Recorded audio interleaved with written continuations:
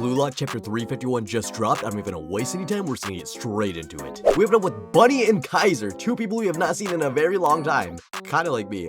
Hey man, what can I say?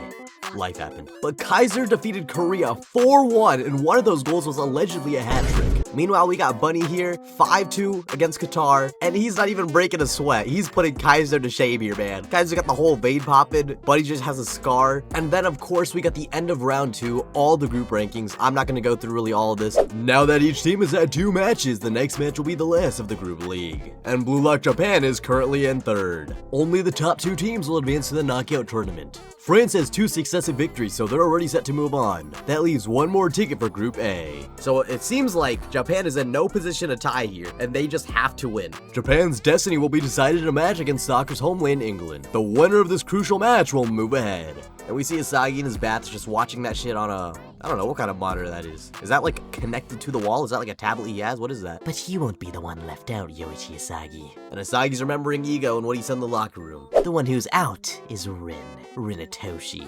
What? What? Huh? What gives 4 eyes? Why me? My drive to be #1 hasn't wavered.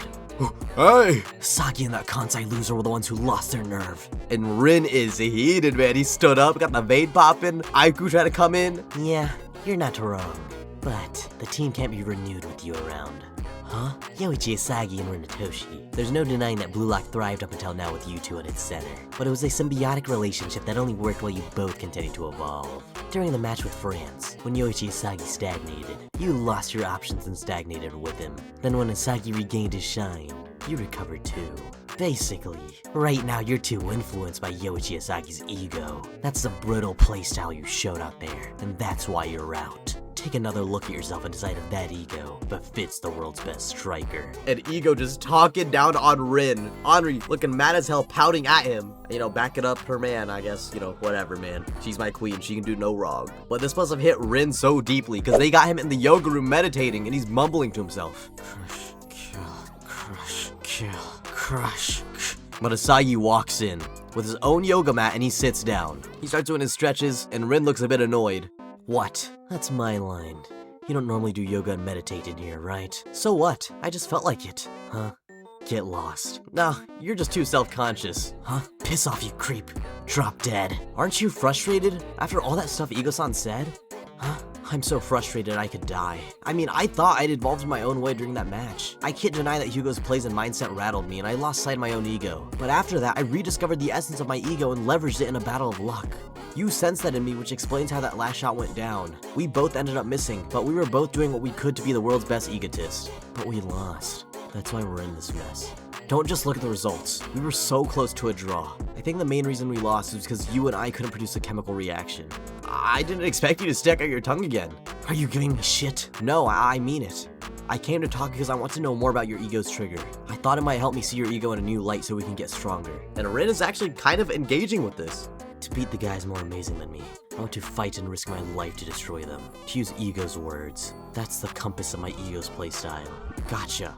So that's your ego idiosyncrasy. Ego idiosyncrasy? Yeah.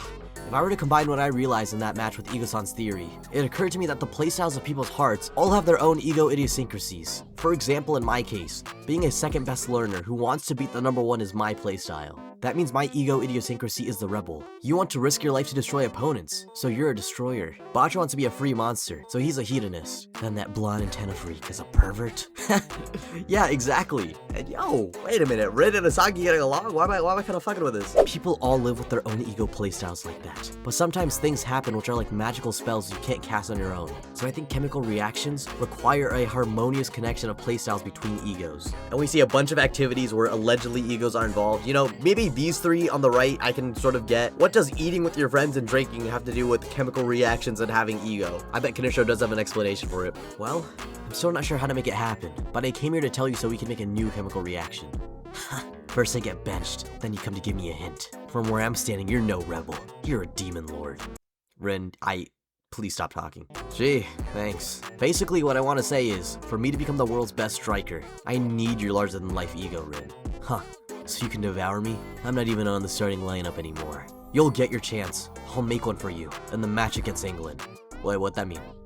What'd that mean, Isagi? What'd that mean? Become our last missing piece to save Blue Lock. And that is the end of chapter 351, Ego Idiosyncrasy. And what does Isagi mean by this? What do you mean you're gonna make a chance for Rin to get in the match against England when he's benched? Are you gonna like break Chigri's leg for good? Is that what's happening here? But jokes aside, I do want to say, I love Isagi for having this conversation with Rin, because he is by far one of, if not the nicest character in the entire Blue Lock program, and I don't know if I can think of anyone else that would do this type of shit for their own rival and gas them up like this to get them back in the game. Granted, it's for Isagi to improve himself in the long run, but I feel as if nobody in Blue Lock would do that anyways, even if that were the reason. Maybe like 1 or 2 people, but seeing Isagi actually do it is just something else entirely, and oh my god, it just reminds me of why I love him so much. He's such a cool guy. But back to the soccer stuff. Oh my god, the end of round 2, the group 2 rankings. The Saudi Arabia being at top of group K. I know this is completely out of left field, but me personally, I just kind of like to see Saudi Arabia versus Blue Lock. I feel like that'd be a cool match. Will that happen? Probably not. Do I think it would be nice to see? Absolutely. But something that does have a chance of happening, and something I think should actually happen, is the Blue Lock versus USA match. So I just feel like it'd be a missed opportunity for so many reasons to not have that match,